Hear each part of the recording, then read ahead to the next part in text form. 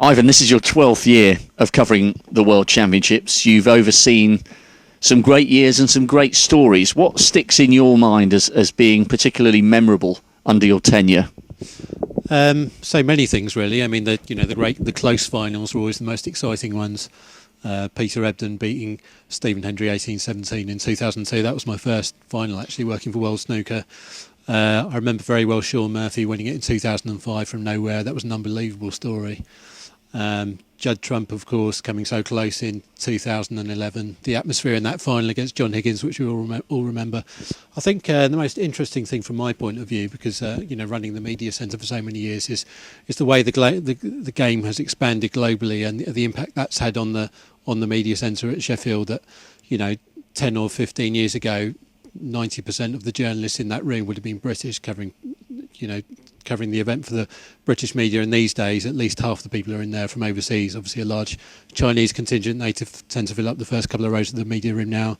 People coming from all over Europe, from Germany and Switzerland and Belgium and Poland and everywhere. It's just become much more of a sort of multicultural atmosphere in there, and that's kind of a microcosm of the way snooker is now.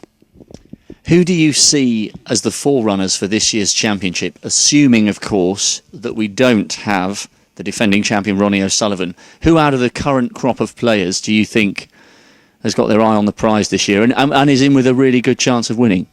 I think as we speak, probably the four best players so far this season have been John Higgins, Judd Trump, Neil Robertson and Mark Selby. They've been the ones who've probably won most of the titles in between them. Behind them, I would say Sean Murphy's been very consistent without winning too much. Mark Allen's showed flashes of brilliance. Stephen Maguire's played very well at times. There's probably at least 10 or maybe even 12 players who you would say are well capable of winning the title, and that's a great thing for the game, to have so many potential winners. But who knows? Maybe we'll have a surprise winner again. It's building up to be one of the most fascinating World Championships I think we've ever seen. Do you think the fact that there are so many more tournaments now has helped the standard to go up, or do you think players will be arriving at Sheffield maybe suffering a little bit of fatigue, having played so much and done so much travelling overseas?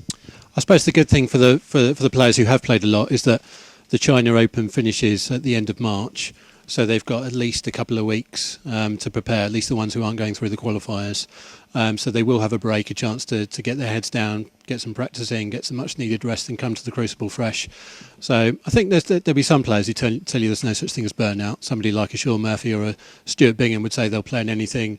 They love playing snooker, and at the end of the day all they're doing is playing snooker every day, which is not like doing a real job, working down in a factory or in a coal mine or something like that. Other players, you're right, I think do perhaps need to have a bit more of a rest in between events, but I think obviously the standard is very high. I think we see there are more players now who are capable of winning events. Obviously, we've seen people like Barry Hawkins, Stuart Bingham, Mark Davis, Martin Gould winning tournaments this season. Really, they've got used to playing against the big names in the PTC events. They're not frightened of them anymore. That fear factor is gone, and but doing it at the Crucible is a different kettle of fish. So let's see how they get on.